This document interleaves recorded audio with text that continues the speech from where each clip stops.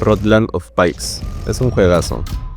Eres un limpiador de tuberías que se arrastra por ellas, limpia obstáculos y utiliza un aparato para escanear tuberías. Tuberías que están llenas de peligros, ¡Qué chucha me mira, conchetumare! como la falta de calefacción, un fantasma que aparece cuando tu nivel de calor llega a cero, y un par de monstruos que te matan si te cruzas con ellos y no reaccionas rápido. Todo con una excelente ambientación claustrofóbica y buenos jumpscares. No tuve que jugar más de 5 minutos para ver que era una idea millonaria. Una idea que parecía no estar siendo explotada por el creador original del juego.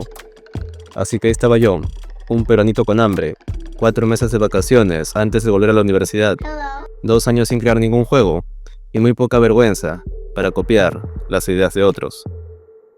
Rápidamente me descargué Unity, ignorando toda la polémica de sus nuevas políticas de monetización, porque ni de puta broma me iba a detener un minuto a aprender Godot. Todo lo que sé de programación y desarrollo lo aprendí con Unity. Después del fracaso de mi primer juego, no había encontrado la motivación para trabajar en otro juego caca, pero el día había llegado, y nada me iba a detener.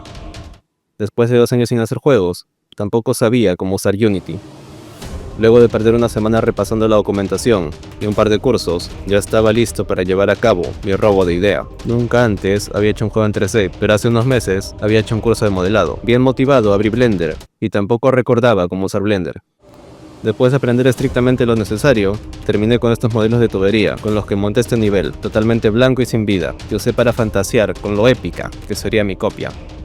Volví a Blender, donde rápidamente le puse texturas de tubería oxidada. Luego intenté copiar a Rodland, el monstruo del juego original, que tiene un estilo 2.5D muy particular, y fracasé miserablemente. Así que después de divagar en lo que sí era capaz de hacer, decidí que iba a robar un modelo humanoide y lo modificaría un poco en Blender. Descargué un humano en Sketchfab, le borré la nariz, las orejas y todos los detalles faciales hasta dejarle la cara plana y le saqué unos dientes puntiagudos. Como resultado aún no me convencía, me descargué un ojo realista y, en lugar de integrarlo bonito en el mismo modelo con Blender, me fui directamente a Unity y lo hice hijo del rig de la cabeza. El comportamiento del monstruo sería que si el jugador eliminaba todos los obstáculos del nivel, empezaría a perseguirlo, también si lo miraban fijamente por mucho tiempo. La mayoría de mis modelos los obtuve de Sketchfab, mis texturas de Texturcan y los sonidos de Freesound, todos assets con licencia de Creative Commons 0.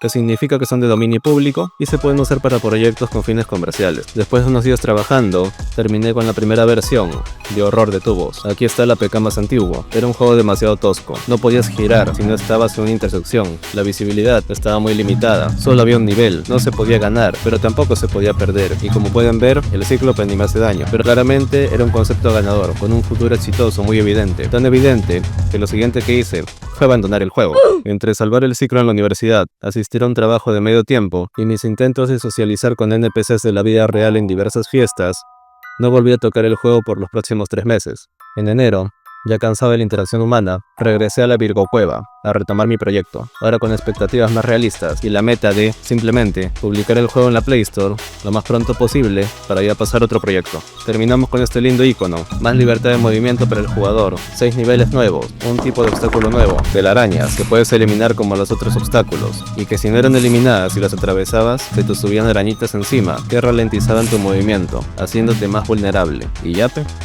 El juego ya estaba listo para ser enviado a la tienda, pero emocionado por las grandes mejoras que había recibido, le hice probar el juego a mi hermana y una amiga. Ambas se quedaban atascadas en el primer nivel. De mi hermana de 8 años me lo esperaba, pero de ti, Emily, 10 años más grande y experta en juegos de escape de Roblox, patético. Silencio, carajo. Porque claramente el problema eran ellas, y no la ausencia de un tutorial que explique las mecánicas del juego que solamente yo conocía. Mi hermano, por otro lado, con rango heroico en Free Fire, no me decepcionó. Llegó al nivel 3, con mucho esfuerzo, pero lo logró. Después de una pausa para hacer algo, abro el juego de nuevo y me pregunta: ¿Cómo se reanuda la partida? No tiene sistema de guardado, tienes que empezar desde el inicio. Nunca más quiso volver a jugar. Ya con este feedback de gente inferior, volví a Unity para terminar de pulir el juego antes de enviarlo a la Play Store.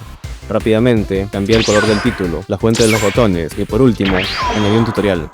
Sí, ese es el tutorial. Y yape, un día después de enviarlo, el 13 de enero, el juego ya estaba disponible en la Play Store. No había hecho ninguna clase de publicidad, así que, como era de esperarse, no tuve ninguna descarga, ni el día siguiente, ni los días siguientes a ese. Hasta el 17 de enero, que se lo bajaron 3 personas, y el día siguiente 5 personas, y el 19 de enero, ¡pum!, 40 descargas, aparentemente por puro Search Engine Optimization de Google, porque yo no le hice saber ni a Dios de la existencia del juego. Ese mismo día un youtuber que juega juegos de celular le dio algo de visibilidad. Respeto muchísimo a ese huevón porque varias de esas descargas sin duda fueron gracias a él, pero principalmente por pasarse los 7 niveles del juego, en su estado más mierda. Las descargas cayeron rápidamente los días posteriores, hasta oscilar entre 3 y 0 al día. Bueno, con ese ritmo sabía que rápidamente superaría las 100 descargas en un mes. A mi primer juego le tomó 4 años llegar a las 100 descargas, para inmediatamente ser eliminado por Google. Así que se podía decir que ya me había superado a mí mismo. Pero ahora de seguir adelante con otros proyectos y justo en ese momento de autofelación y conformismo, me llega un WhatsApp de un +52. La oferta era simple: saca tu juego de la tienda, lo subo a mi cuenta, le meto los anuncios, yo consigo los jugadores y te doy el 70% de lo que genere. Mi primer instinto fue: vendido. Y mi segundo instinto fue: ¿de dónde chucha sacó mi número este huevo? Resulta que Google hizo públicos datos que yo creí que serían privados, aunque en este caso fue mi culpa, por imbécil, publicar el juego a las apuradas y no leer bien lo que iba a hacer Google con la información que me estaba pidiendo. En fin, me había llegado un publisher de la nada. Investigué su página. Tenía varios juegos, claramente no hechos por él. También encontré un perfil de TikTok, me puse a ver cómo publicitaba sus juegos este mexicano y pensé, ¿ese era todo el marketing que iba a hacer? ¿Unos TikToks? ¡Ja! Estaba muy equivocado. Más adelante alcanzaría casi 1000 descargas en un día, gracias a un TikTok. Me dio consejos sobre cómo mejorar el juego, meter un selector de niveles, sistema de guardado, logros, cosméticos, quitar esos botones de sumarse que, aunque imitaban una mecánica del juego original, en mi juego solamente cumplían la función de romperlo. Ya estaba haciendo las mejoras que me pidió, mientras pensaba en su propuesta, y cuanto más lo pensaba, más me sonaba a cuento. ¿Qué garantía tenía yo si un día decidía no pagarme? Iba a ser intentar funarlo en sus videos de TikTok, dejarle una estrella en todos sus juegos, pero si mi idea tenía el potencial para que alguien me ofrezca plata por ella, entonces quizá valía la pena hacerlo yo mismo. Antes ya le había metido anuncios a mi primer juego, y solo me tomó un par de días, pero ese juego estaba más pulido que este, y pulir más aún este juego es algo que ya no tenía muchas ganas de hacer. Viendo que estaba dudando, me ofreció $100 de los anuncios por adelantado. Tentador. Pero ahí me di cuenta que no iba a querer un 70% de las ganancias, quería todo. Le dije que no gracias, y seguí con el desarrollo por mi cuenta. Para este punto el juego ya había alcanzado las 100 descargas. Ahora tenía que hacerle publicidad al juego y meterle anuncios, pero como el juego aún no tenía mi estándar mínimo de calidad para poner anuncios, empecé con el marketing en TikTok. Yo todavía era ese grupo de boomers que se resistía a descargar TikTok, pero tenía que probar. Así que dejé de lado mi dignidad y edité mi primer TikTok. Le metí 5 soles de publicidad y el juego pasó de tener 0 descargas diarias a un promedio de entre 10 y 16, lejos de las impresionantes 40 descargas de aquel día, pero claramente estaba captando interés. Ya tenía soporte de marketing cubierto, pero poner anuncios implicaba tener una calidad que el juego no tenía, y eso dolía, tener que trabajar más. Para ese entonces, el gameplay del juego era una procesión. Tenía solamente 7 niveles, 2 monstruos, así agregué otro monstruo, el errante. Es como el anterior, pero tiene la animación de arrastrarse, está ciego y te puede llegar de cualquier lado, porque se mueve por el nivel aleatoriamente y solamente aparece en el último nivel. Tenía 7 niveles, 2 monstruos, un tutorial mediocre y aún no se podía guardar partida, y eso fue lo primero que solventé. Metí fuentes nuevas, un tutorial, localización al español y al ruso, Emily me hizo un logo y seguí implementando cosas del juego original. En vez del sistema de calefacción, hice uno de linterna y baterías. En vez del fantasma de Rotland, ahora tendríamos un bebé fantasma para hacerte insta-kill si no conseguías reencender la luz de tu linterna. También añadí un sistema de inventario, así puedas recoger baterías y guardarlas para el siguiente nivel, en vez de usarlas en ese instante. Con el sistema de inventario listo, y para que las baterías no sean el único ítem, también hice las gaseosas, que aumentan tu velocidad al consumir una. Con este otro TikTok, comparando Free Fire con mi juego, alcancé las 500 descargas. Las reseñas eran buenas, pero yo sentía la jugabilidad, aunque más pulida, demasiado lenta para mi gusto, algo que caracteriza al juego original, pero Rotland of Pipes lo compensaba con un apartado gráfico más cuidado y una ambientación excelentes. Fue entonces que me llegó la reseña que necesitaba para encaminarme. Concepto poco atractivo, pero con tan pocos niveles, deberíamos considerar hacer niveles más complejos, o incluso crear un generador aleatorio. En el futuro, por supuesto. Aún así, no está nada mal, le daré seguimiento. No se los dije, pero cuando conocí Rotland of Pipes, lo primero que pensé es que ¿no sería más genial este juego si tuviera un arma? Y en vez de escapar de los monstruos, ¿te pudieras enfrentar a ellos? Y la respuesta es no, ese juego está bien tal y como es, pero yo iba a hacer más que eso, iba a crear mi propia cosa. Así que, volviendo a la idea original que tenía, nació el modo supervivencia. Si querías sacarle la chucha a los monstruos, tenías el modo supervivencia. Si querías que te saquen la chucha a ti, tenías el modo campaña, lo mejor de los dos mundos. Para el modo supervivencia, decidí aplicar el generador de niveles aleatorio, una muerte permanente que te devolvía al primer nivel, y por supuesto, la protagonista de esta experiencia, escopeta.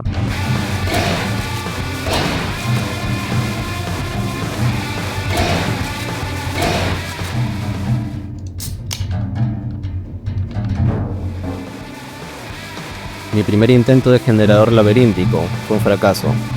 Me llenaba todo el grid de las tuberías, sin ningún sentido. Lo mejor que conseguí es esta versión, que escupió unos espacios abiertos horribles, pero que resultaron ser perfectos, para poder anticipar a los monstruos y tener más chances de sobrevivir. Así que así se quedó, por temas de balance. Metí la escopeta con la que ahora podías reventar obstáculos de un tiro ralentizar al monstruo. Para que los jugadores pudieran medirse el ego, hacía falta una tabla de clasificación, donde estarían aquellos que más tuberías consiguiesen limpiar. El infierno para implementar las tablas de clasificación que ofrecen los servicios de Google quizá merece su propio video. Al hacer la build del juego y probarla en mi teléfono, la tabla de clasificación no cargaba. Tuve que hacer 40 builds, aprender a usar Logcat y leer varias veces la documentación que no ayudaba ni pincho, hasta que después de múltiples intentos aún no conseguía hacer funcionar la tabla, así que mandé a la mierda a los servicios de Google y probé con las leaderboards de un dev de Itch.io. Cargaban lento, iban a dejar de funcionar pronto, ya que el desarrollador había sacado una versión nueva, pero ahora de pago. Al final terminé migrando a las tablas de clasificación de Unity Services, que están bastante mejor. Ahora que el jugador podía amasar una fortuna en el modo supervivencia, metí una tienda en la que se pudiera gastar el dinero. Inspirado por CSGO, metí guantes como primer cosmético. Gracias a un TikTok mostrando este cosmético, que provocó un pico de 249 descargas, alcanzamos las 1000 descargas. Después de un par de actualizaciones, también le añadí una skin dorada a la escopeta y paredes alternativas para las tuberías, haciendo que los niveles se sientan menos monótonos. De alguna forma que no entiendo, un juego mío llegó a los 4 meses de desarrollo sin incluir sangre. ¿Cómo es posible que un juego mío no tenga sangre? Si es de las cosas que más me gustan en los juegos. Así que rápidamente tuve que resolver ese problema con la Gore Update. Por diversos motivos técnicos que no voy a detallar en este video, no se pudo hacer como lo tenía en mente, pero tengo planes de corregir eso pronto. Aprovechando esa tendencia rara del tralalero tralala, tun tun tun tun tun sahur y bombardino crocodilo, también los metí como skins para el monstruo principal, lo que me trajo bastante atención en TikTok y un rico pico de 390 descargas al día siguiente. Un par de semanas después, alcanzamos las 5000 descargas. El juego, sin estar completo, ya se sentía como una experiencia más redonda, así que mi siguiente objetivo era obvio: monetizar. Introduje las compras integradas con Unity. Por 10 soles, lo que viene a ser un almuerzo para una persona aquí en Lima, Perú, recibiría 500 monedas. Como nadie estaba comprando, rápidamente bajé el precio a la mitad, 500 monedas por 5 soles. En aquel entonces, conseguir 500 monedas era bastante fácil en el modo supervivencia, al menos para mí, pero tenía la esperanza de que algún niño desesperado por comprar alguno de los cosméticos use la tarjeta de mamá. Y finalmente pasó. El 13 de mayo, la tarjeta de una mamá tailandesa fue nuestra primera víctima. Después de los impuestos, nos quedamos con 2 soles.81. Y aquí les presento mis resultados, después de un mes, con compras integradas.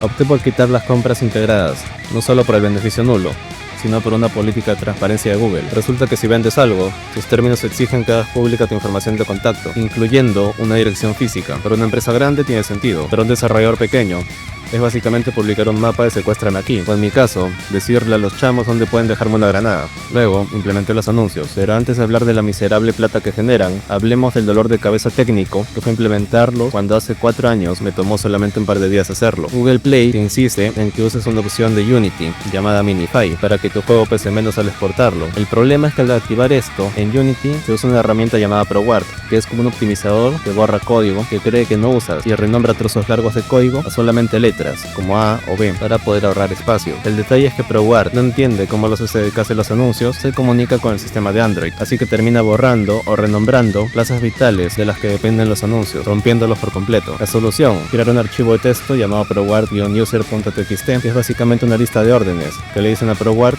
qué es lo que no debe tocar. Me costó mucho dar con esta solución. Pude rendirme, como con la implementación de los servicios de Google, pero nadie me iba a impedir rascar unos céntimos por mi trabajo de 5 meses. Superado eso, implementé únicamente anuncios recompensados, es decir, que el usuario solo vería anuncios si así lo deseaba, a cambio de una recompensa. Ahora, hablemos de cuánto dinero gano con los anuncios. Para los que no saben, en AdMob la métrica clave es el SPM, que es básicamente lo que te pagan por cada 1000 veces que se muestra un anuncio. En mi caso, el SPM promedio es 8 soles, lo cual no está mal, pero hay un problema. Yo no tengo 1000 impresiones diarias, solo tengo unas 100. Eso significa que en un día normal gano unos 60 céntimos de sol aproximadamente. Cuando un TikTok se vuelve medio viral, puedo llegar a ganar más de 3 soles al día, lo que ya es algo. Pero para que se den una idea, el sueldo mínimo diario en Perú ronda los 34 soles. Para alcanzar eso, necesitaría más de 4000 impresiones al día, y ahora mismo solamente tengo 100.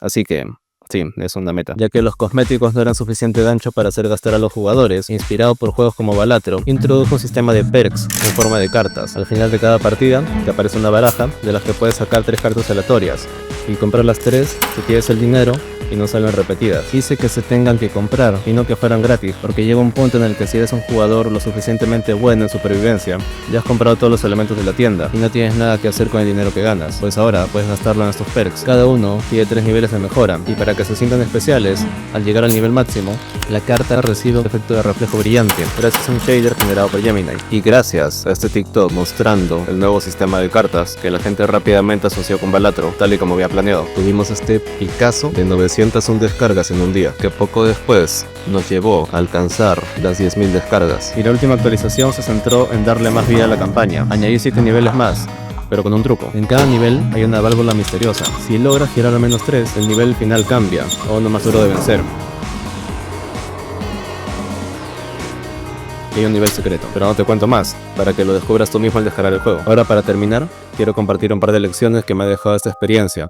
De empezar haciendo un clon descarado para terminar creando algo más original. Aunque no hice el negocio con el publisher mexicano, su feedback me ayudó a mejorar el juego rápidamente con 2 clics. Me enseñó a no aferrarme a mecánicas inútiles, solo porque estaban en el juego en el que me basaba. Otra lección ha sido sobre la organización. Los desarrolladores más serios usan documentos de diseño, tipo Trello o Jira. Yo, acá tengo mi GTD, un chat conmigo mismo donde mis ideas para el juego compiten con mi lista de compras, apuntes de la universidad y horarios del trabajo. Llevar las cosas de esta manera me lleva a procrastinar y tardar más de lo necesario en avanzar con el proyecto. Y sin duda, mi mayor motor para hacer las cosas ha sido la comunidad. Ver a la gente jugar, sus reseñas y sus ideas es lo que constantemente me ha empujado a convertir un proyecto estancado en algo más decente, pero el trabajo no ha terminado. Me queda mejorar el bucle de jugabilidad para aumentar la retención, darle a los jugadores más razones para volver a explorarme el tubo una y otra vez. Y por qué no, meter jefes y mini jefes cada 10 o 15 tuberías en el modo supervivencia, que pongan a prueba todo lo aprendido. Y lo que más me piden, un modo multijugador cooperativo. Para ser claro, no tengo idea de cómo hacer uno, pero como todo lo demás, en este proyecto encontraré la manera. Solo sé que es caro y será un nuevo viaje de aprendizaje que verán en el próximo video. Así que suscríbanse para ver qué tan profundo podemos llegar con estas tuberías.